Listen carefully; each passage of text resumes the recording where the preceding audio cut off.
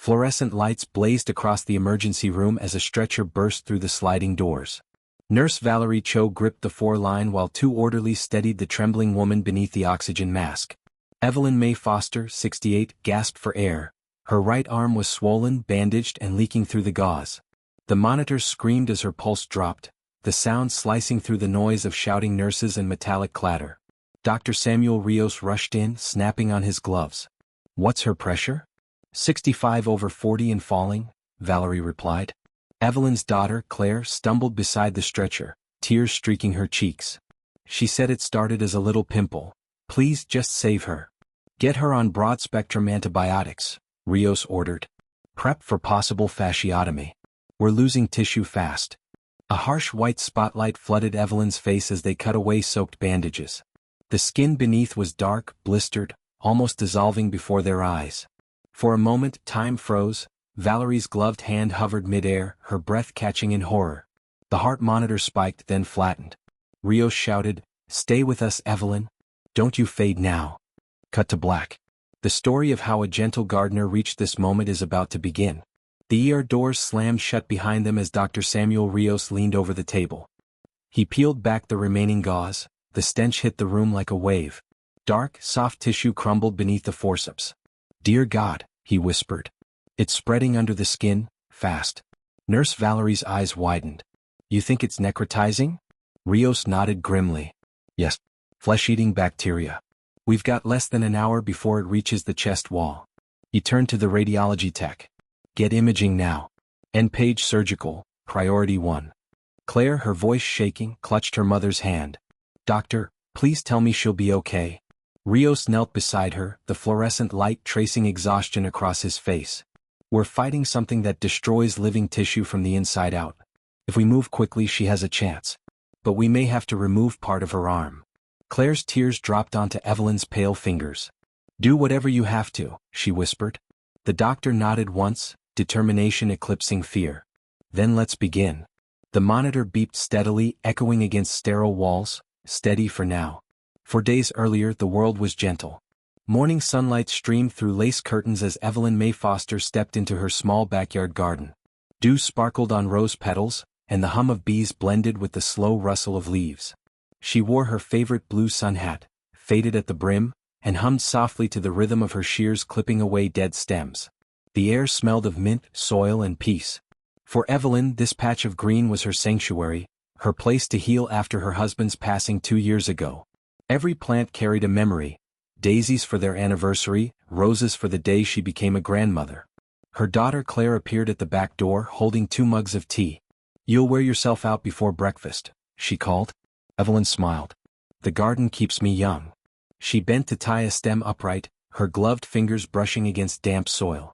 A robin fluttered nearby, landing on the fence, a quiet witness to her joy. She straightened, stretching her back, proud of how her roses bloomed brighter than anyone else's on the block.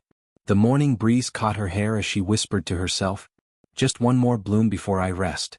At that moment, a tiny sting brushed her cheek, so small she barely noticed. Evelyn brushed her cheek where she'd felt the faint sting. When she looked at her glove, a thorn tip glimmered with a dot of blood. "Clumsy old fool," she murmured, chuckling softly. She slipped the glove off, wiped her face with her bare hand and continued pruning. The soil had clung to her fingers, tiny dark smudges streaked across her cheek. Moments later she felt a dull itch. In the reflection of her watering can, she noticed a small red bump forming near her jawline. She dabbed it with the corner of her apron and thought nothing more of it. By noon she was sitting on her porch, sipping tea, enjoying the breeze. A neighbor, Martha Reed, waved over the hedge. "Your roses are winning again this year, Evelyn." She smiled proud. If she'd looked closer, she might have seen how the bump had already begun to swell beneath the skin, faintly pulsing like something alive. But the sun was warm, the day kind, and danger felt impossible in a garden so peaceful. By evening, the little bump had turned the color of a ripe cherry. Evelyn stood before her bathroom mirror, tilting her head to inspect it under the yellow light. "Just a mosquito bite," she told her reflection, pressing gently. A flash of pain made her flinch. She opened the medicine cabinet, found an old tube of ointment, and dabbed a thin layer over the swelling. The cool cream stung then dulled the ache. Satisfied, she wrapped a silk scarf around her neck and returned to her rocking chair with a crossword and tea. When Claire visited the next morning, she frowned. "Mom, that looks angry. Let me call Dr. Rios." Evelyn waved her off. "Please. I've raised 3 children and buried a husband. I can handle a pimple." She laughed, but her hand trembled slightly as she refilled her watering can. The skin beneath the scarf felt warmer now, tender to every movement. A tiny pulse beat under the surface, steady, persistent. Still, she hummed as she watered the lilies, convincing herself that tomorrow it would fade. The garden had always healed her before. Why should today be any different? The next morning, Evelyn woke with her pillow damp. Her neck throbbed, a deep, hot ache that pulsed in time with her heartbeat. When she touched the spot, she felt a hard lump beneath the skin, no longer small. She wrapped her scarf tighter before walking into the kitchen. The kettle whistled, her hands shaking slightly as she poured tea. Claire noticed immediately. "Mom, you're pale. Please, let me drive you to the clinic." "I just didn't sleep well," Evelyn replied. "Don't fuss." But when she tried to smile, the skin around her jaw pulled painfully, leaving a faint tear near the edge of the swelling. She dabbed at it with a tissue, pretending not to notice the trace of yellow fluid. That night, she sat alone by the window. The garden outside shimmered under moonlight, the roses unmoved by her suffering. She pressed a warm cloth to her neck, praying softly. Maybe it was just an infection. Antibiotics and rest, that's all. Yet as she turned her head, a sharp pain shot up to her ear, forcing a gasp. For the first time, a whisper of fear crossed her mind. Something inside her knew, this was not normal anymore. That night, Evelyn awoke to a strange burning under her skin. The air felt heavy, pressing against her chest. When she touched her cheek, it was hot, almost glowing through the scarf. She switched on the bedside lamp. In the mirror across the room, something shimmered, a deep violet stain spreading beneath the surface of her skin, like ink bleeding through paper. Her breath caught. She leaned closer and saw thin red lines creeping down her neck, veins turned crimson, pulsing with each heartbeat. "Claire?" she called weakly. No answer. The house was silent except for the ticking of the clock and her own shallow gasps. She pulled the scarf away. The skin tore slightly, a small hiss of pain, revealing a blackened patch surrounded by angry purple. A sour, metallic smell filled the air. Her eyes widened, her reflection a stranger. "What's happening to me?" she whispered. Her hand trembled as she reached for the phone. But before she could dial, a sharp throb shot down her neck and shoulder. The phone slipped from her grasp. She fell against the wall, sliding down to the floor as the world tilted sideways. Outside, the garden lights flickered. Insects buzzed around the roses she'd tended only days before, now wilting under the cold moonlight. By dawn, Evelyn could no longer stand the burning. The walls of her bedroom seemed to close in, the air thick with sickness. She stumbled outside, clutching her robe, drawn instinctively to her garden, the place that had always calmed her. The morning air was cool and damp. She reached for the hose to water her roses, her movements slow, shaky. The handle slipped from her hand, spraying muddy water across the soil. She tried to steady herself on the fence, but her knees buckled. The world spun. Her vision blurred as she collapsed onto the damp ground, cheek pressing against the cold earth. The hose snaked beside her, spilling water that mixed with streaks of blood from her arm. It flowed between the petals, darkening the roots of her beloved flowers. From across the hedge, Martha Reed gasped. "Evelyn!" she screamed, rushing through the gate. The old woman knelt beside her, shaking, shouting for help. Claire burst through the back door seconds later, barefoot, phone in hand. "Mom? Stay with me." The distant wail of sirens began to rise, faint at first, then closing fast. The small-town clinic smelled of disinfectant and tired hope. Evelyn lay slumped in the wheelchair as Claire pushed her inside, calling out for help. The nurse at the desk glanced up, startled by the grayness of Evelyn's face and the swelling crawling up her neck. Minutes later, Dr. Harris, the on-call physician, examined the wound. When he peeled back the bandage, a streak of red shot across Evelyn's shoulder like lightning beneath her skin. He froze. "This is spreading fast," he muttered. "You need to get her to County General, now." Claire's voice cracked. "Can't you treat her here?" Dr. Harris shook his head. "If it reaches her chest, we're talking hours, not days." The weight of his words hung in the air. Evelyn looked up weakly, whispering, "It's only a rash, isn't it?" Her voice trembled like a child's. Claire nodded through tears. "You'll be fine, Mom. I'll take you first thing in the morning." They left the clinic in silence. Behind them, the nurse watched from the window, unease flickering in her eyes as the car disappeared down the road. That night the house was too quiet. The clock on the wall ticked louder than usual, echoing through the living room where Claire dozed in a chair beside her mother's bed. Evelyn stirred, her breathing shallow. Sweat slicked her forehead. The sheet clung to her trembling body. Then came the first scream. A sound so sharp it sliced through the stillness. Claire leapt up. "Mom?" Evelyn clawed at her scarf, gasping. The skin beneath had turned a sickly gray, the veins bulging, crawling outward like roots searching for air. Steam rose from the wound, a faint, metallic smell filling the room. Claire grabbed her phone with shaking hands. 911. "Please, she's burning up, her skin's turning black." On the other end, the operator's calm voice gave instructions she barely heard. "Keep her awake. Help is on the way." Evelyn's eyes fluttered open, wide with terror. "Claire," she whispered, "it's spreading. I can feel it inside me." Claire pressed a damp cloth to her mother's arm, crying. "It's okay, Mom. Hold on." Outside, the flashing red lights of the ambulance painted the garden in streaks of color, red, blue, white, like a broken heartbeat pulsing against the night. The paramedics burst through the door. BP crashing. "Move, move."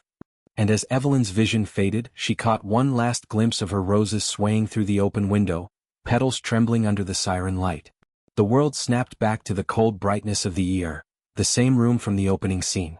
Machines whirred in chaotic rhythm. Dr. Samuel Rios leaned over Evelyn, his voice steady but grave.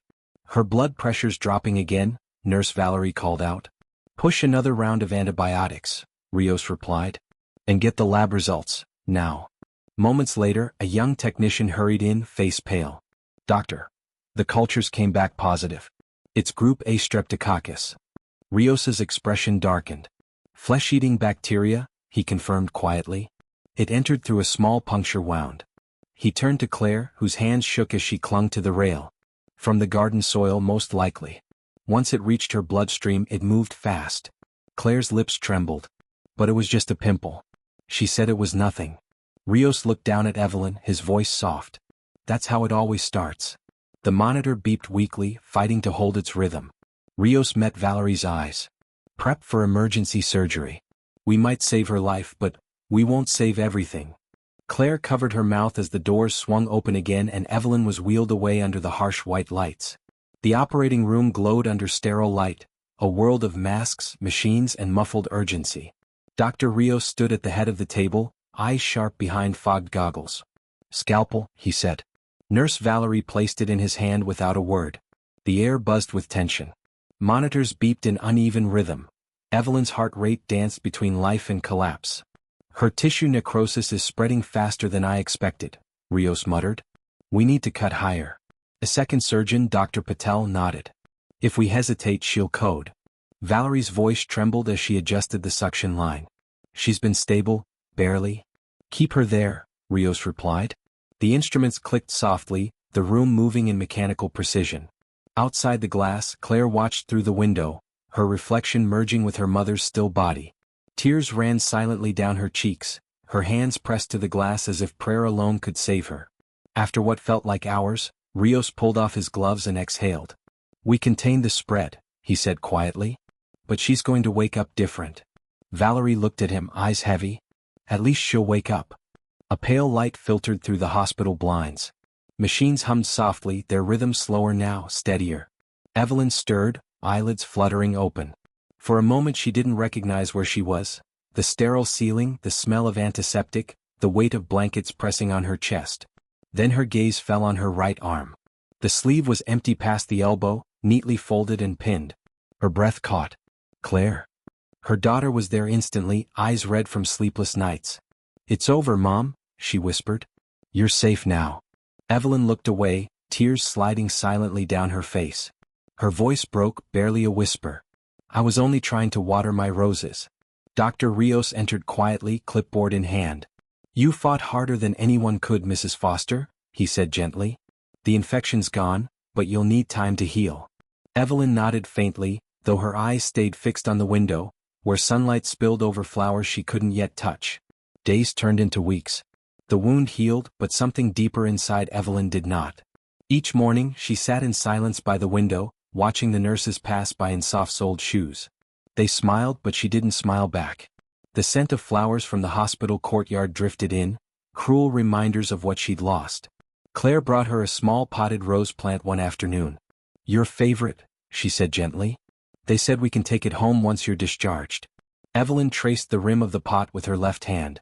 Her right arm, or what was left of it, rested hidden beneath the blanket. She forced a smile that never reached her eyes. That night, she dreamed of her garden, but the roses were black, the soil wet and bleeding. She woke up crying, whispering, "I'm ruined." Claire held her mother's face in her hands. "No, Mom. You're alive. That's what matters." But Evelyn only turned her head away, tears falling onto the white hospital sheets. For the first time in her life, she wished she hadn't survived the storm. When Evelyn returned home, the house felt emptier than she remembered. Her garden waited outside, wild, overgrown, untouched since that terrible night. But she couldn't bring herself to step outside. The watering can sat by the door, rust beginning to creep around its handle. She passed it every day, eyes lowering, heart tightening. Claire tried everything: soft music, morning tea, phone calls from neighbors. But Evelyn stayed quiet, lost inside her thoughts. Sometimes she'd sit in front of the mirror, tracing the seam of her hospital scar with trembling fingers. The reflection stared back like a stranger. At night, she whispered apologies to the empty room. "I should have listened. I should have gone sooner." On her bedside table sat the potted rose Claire had brought her in the hospital. The petals had wilted, dry, fragile, barely clinging to color. Evelyn turned off the lamp and lay in darkness, listening to her own heartbeat, faint but still there. Survival felt like punishment, not mercy. Spring arrived early that year. The air smelled of rain and soil, the scent Evelyn once loved but had avoided for months. One morning, Claire found her mother standing by the back door, sunlight spilling across her face. In her left hand was a pair of new gardening gloves. She smiled faintly. "I think it's time I say hello to my roses again." The garden was wild, petals drooping under tangled weeds. Evelyn knelt slowly, her knees stiff but determined. With one gloved hand, she began clearing away the debris. Every pull of a weed felt like reclaiming a piece of herself. Later that week, she joined a local community group that taught seniors about infection prevention and wound care. When the organizer asked why she wanted to volunteer, she said softly, "Because I didn't know what a small mistake could cost. And maybe I can stop someone else from learning the hard way." The other women smiled, nodding with quiet respect. Evelyn looked out the window, hands still faintly trembling, but this time they trembled with purpose. Weeks later, Evelyn's garden bloomed again. Bright reds, pinks, and whites swayed in the breeze, living proof that something beautiful could grow from pain. She stood quietly among the flowers, sunlight warming her face. Her right sleeve fluttered softly in the wind, but she didn't hide it anymore. In her voiceover, gentle yet firm, she spoke to the camera. "It started as a small pimple after gardening, and almost ended my life. If you ever see red streaks, swelling, or pain that spreads, don't wait. Go. Get help."